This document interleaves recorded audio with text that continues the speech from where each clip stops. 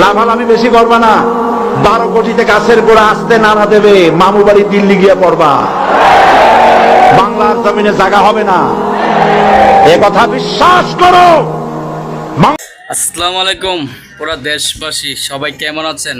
আশা করি তো এখন ভালো আছেন, কারণ দেশ স্বাধীন, এখন আবার নতুন করে স্বাধীনতা সবাই পেলেন এবং কি আমি পেলাম। সবাই এখন আশা করি ভালো আছেন।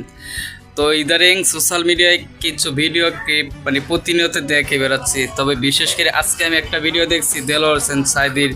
আজ থেকে 15-20 বছর আগে যে একটা ভিডিও দেলোয়ার হোসেন সাঈদী ওয়াজ মাহফিলে বলছিল মাননীয় প্রধানমন্ত্রী শেখ হাসিনাকে নিয়ে, লাফালাফি বেশি করবা না, তার পুঁজিতে অল্প একটু গাছের গোড়ায় লড়া দিলে মামুর বাড়ি দিল্লি যায় পৌঁছাইবা, বাংলা জমিনের জায়গা হবে না।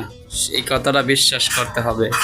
ঠিক আজকা দেলোয়ার হোসেন সাঈদীর সেই 15-20 বছর আগের যে ওয়াজ মাহফিলের বয়ানটা আজকে সেম একদম মিলে গেল। এটাই হুজুরের যা বলে একদম পারফেক্ট কাজ হয়ে থাকে। এটা বিশ্বাস করতে হবে আপনাকে, আমাকে, পুরা জাতকে।